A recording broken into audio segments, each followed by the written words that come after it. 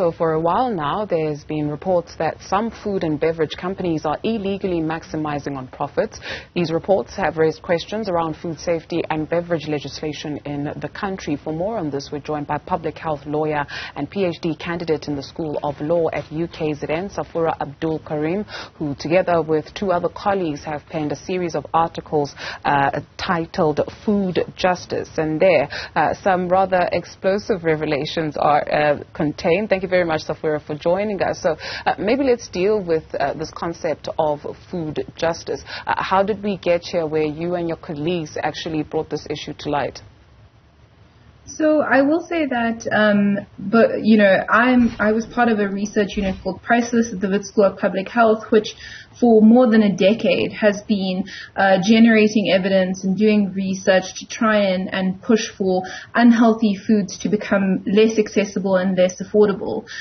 We are very grateful to the Daily Maverick and specifically Laura Lopez Gonzalez and Zukiswa Piccoli for kind of using their platform to shine a light on the research that we've done and what we found to kind of make South Africans more aware of how unhealthy the food that they're eating is, and why it is that it's actually not about whether you're on a diet or not that influences what you weigh. Let's get into that, right? So there's an accusation that the health department is giving preferential treatment to the food industry. How and why? So I think that one of the things to understand is that there's no one department that regulates food. Food is actually, different aspects of it are covered by different departmental ministries. So for example, we've got the Department of Agriculture that oversees food production. We've got the Department of Trade and Industry that promotes economic growth. And we've got the Department of Health, whose primary responsibility is to make sure that our food is safe, but also that people are not undernourished. And so to facilitate that, they've created several different fora, such as the Food Law and Advisory Group, and have sort of ongoing engagements directly with the Consumer Goods Council to try and ensure that the food industry complies with its regulations. But what this means is that they're giving industry a unique pathway to influence policy, and no other voices are being heard in that discussion, and that's a problem. What is a unique pathway to influence policy? So, as I mentioned, what they've been given is these exclusive channels, and it's not just the Department of Health. There's also, for example, NEDLAC. So NEDLAC issued a report last year that said that the health promotion levy had cost too many jobs. That report didn't get any input from people in academia, health experts, etc. And then that body, without the voices of civil society, without the voices of health, made the decision to recommend that the health promotion levy be suspended purely because of what they perceive to be economic costs. So what we see over and over again is that bodies that do not have health at the top of their agendas are getting the unique opportunity and exclusive to themselves to influence policies around health and food. We understand that 4 companies control 80% of the food production in South Africa. In the grocery retail market, 4 companies control 80% of formal grocery outlets. Would this then also mean that the food labeling policy is also being influenced by, what would appear to be a monopoly?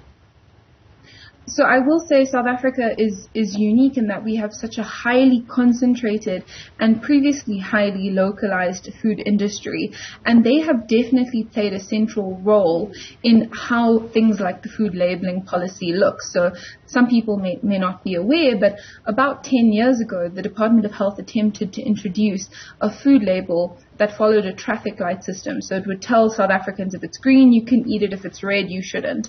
Or be cautious about it if it's orange. Now, that was never seen to fruition.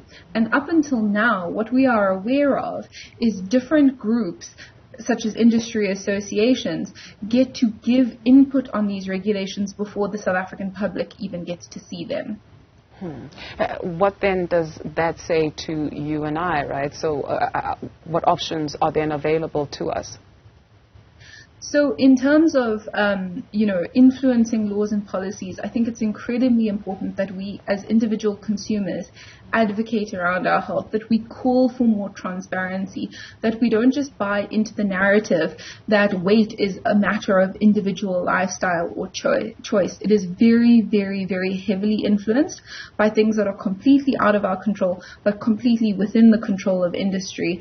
And then I think the second thing is that we need to remove these kind of exclusive fora and really have policy making be transparent and open to the public, so that we can get the full range and spectrum of voices and expertise weighing in on what really is best for South Africans.